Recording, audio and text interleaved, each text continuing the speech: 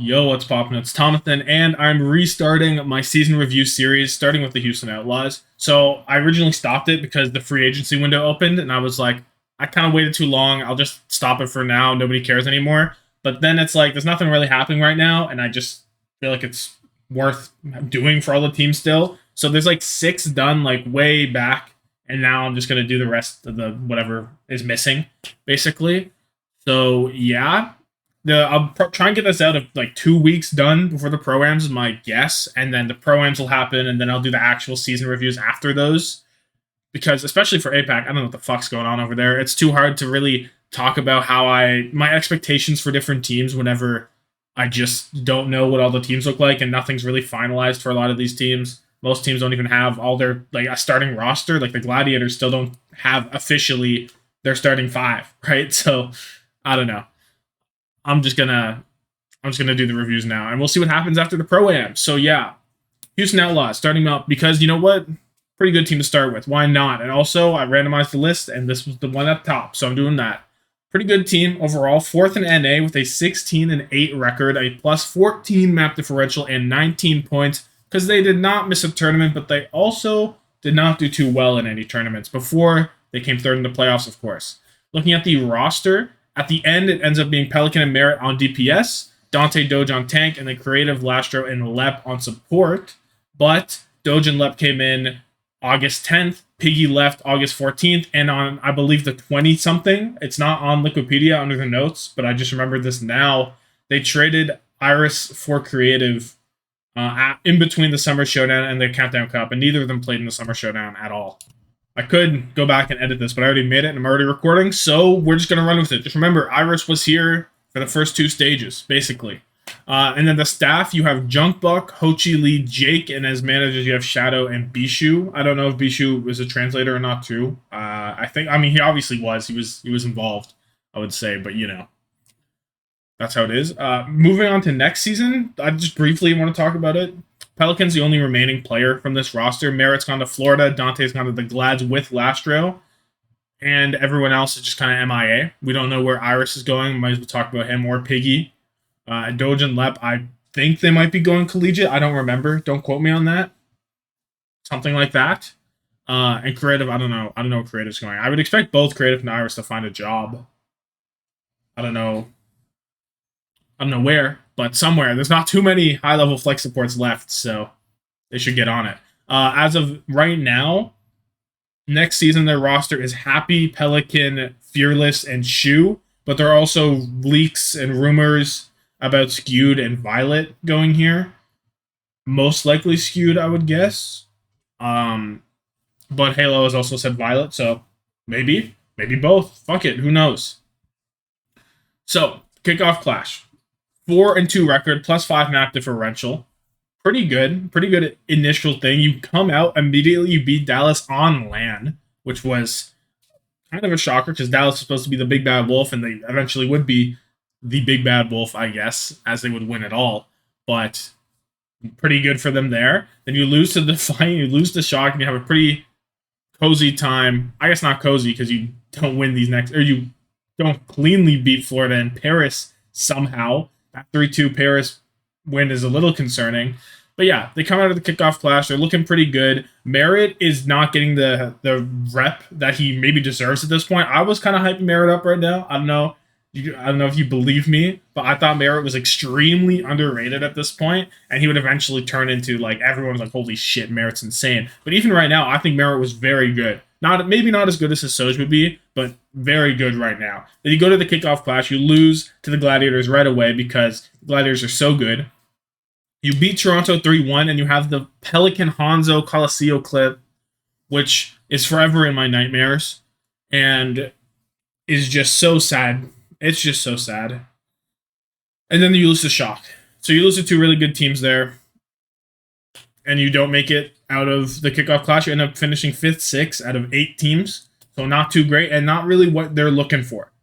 So they go into the midseason madness. Sojourn is all the rage right now, and Merritt is still doing his thing. He's doing it even better. I actually don't remember when the 3K collateral is for Merritt in this series. I don't know where it is. I want to say it's against Boston right here. Maybe I'm wrong. If you know when the Merit 3K collat on Sojourn happened, let me know. Because I'm going to guess it was Boston, but somebody tell me. But yeah, you come in here, you still get Dante on the Doomfist, which I guess I should have said earlier, but everybody knows Dante's on the Doomfist, right? And he's fucking shit up here. He's going like pretty hyper aggressive here. Midseason Madness, they kind of taper back to let Dante play a bit more flexibly. He can play very counter divey. He can go balls to the wall still. He can do whatever he wants. And eventually, as they go along, they kind of figure out what they want to do. Yeah, they get a lot of 3-2s. As I said, this is the team that played the most map 5s. I said that in the last video I made where I talked about the best match from every team.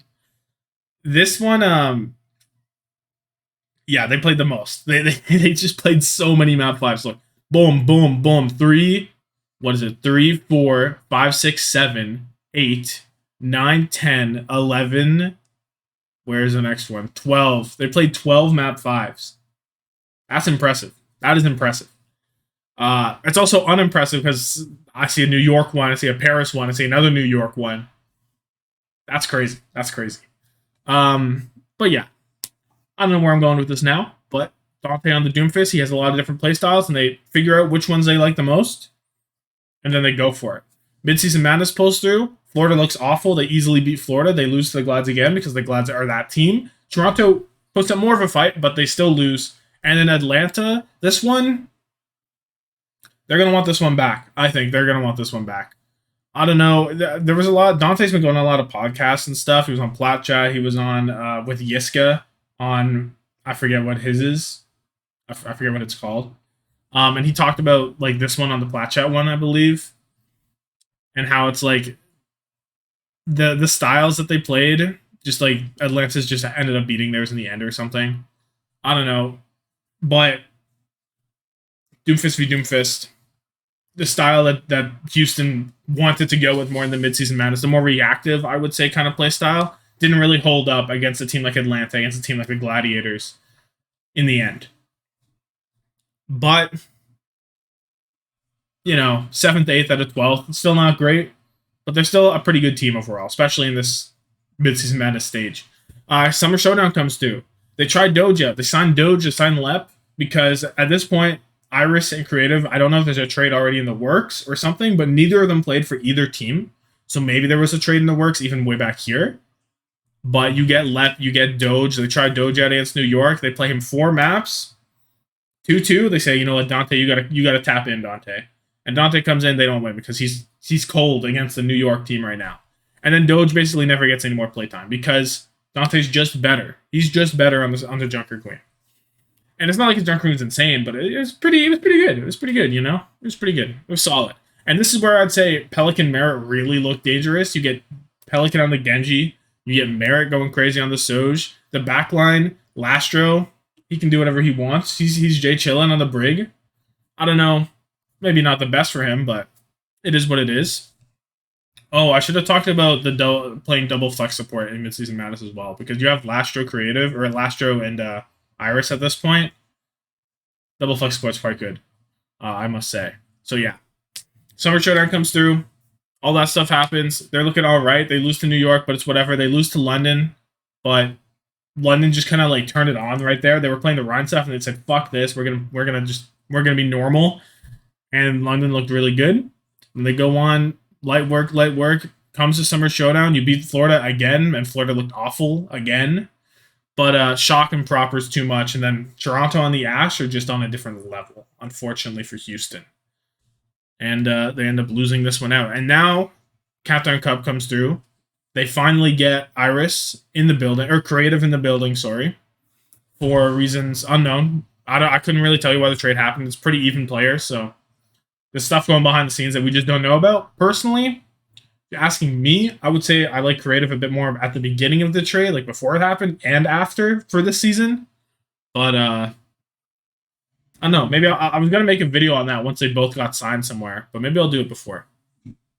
They tapped in for the Creative versus Iris debate, I guess. That seems interesting. Okay, wait, can you see this? Oh, I don't know if you can see my mouse or not. My bad. So Countdown Cup.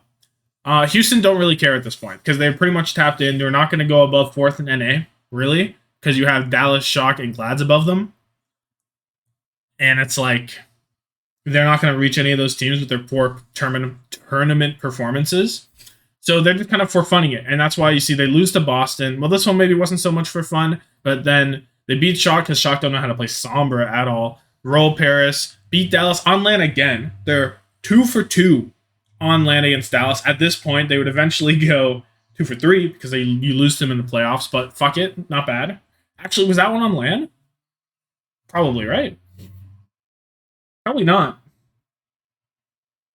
I don't think that was on land. They're 2 for 2 against Dallas on land. I'm going to say it. So they're the land kings of Texas. Kings of Texas, Houston are, I guess, don't look playoffs. And then you lose to Florida, you lose to Toronto, even though they both look pretty bad. They just didn't care. They were just, you could tell they were not playing it, giving it their all. They weren't playing for anything. They're just resting up. They're just resting up, calling it a day. You get Dante playing, Zarya, Diva stuff around here. Creative looks really good on the Baptiste. You would think that they'd miss Iris for the Bap, but no, Creative on Bap was absolutely lights out here. I was a huge fan of just what they were doing in this middle stretch against Shock, against Dallas. It was really nice. And if this stage had mattered and there was a tournament for this stage, I think Houston would have been pretty scary. But we'll never know. This patch didn't have a tournament, so who cares? Whatever.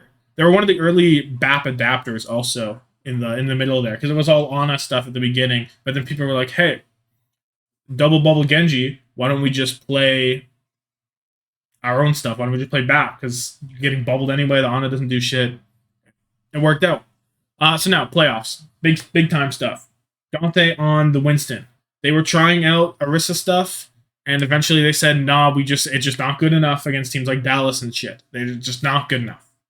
Whenever, I think Jake also came on in the flat chat when he was talking about that. If you want insight into Houston, like in-depth insight, go watch that flat chat episode. It was very good with Jake and Dante. But yeah, they tried that stuff. They said, you know what, we're not going to beat the top teams unless we play the Winston stuff because it just won't happen. And Dante gets on the Winston. His mechanically he's all right, but that's about that. It's not like he was going crazy. He was playing well enough because he credited a lot of his success here to the Jotes meta. He said they played pretty similar, which I can see. And it's not like you need to aim too much on Winston. It's just like when you want to jump, when you want to place your bubbles, what you're doing on the back line, things like that. And it was good enough. You could say that Merritt bailed them out a lot. You could say that Pelican on the Reaper was really good for them. Everything was really good for Houston. And the only real hole you could say was Dante on the Winston. But it was good enough that the Glads are comfortable solo tanking with him next season at least. So, whatever. So yeah, beat Toronto because Toronto suck. They're just awful. You beat the Shock, which is a big upset, right? Huge upset. Massive. And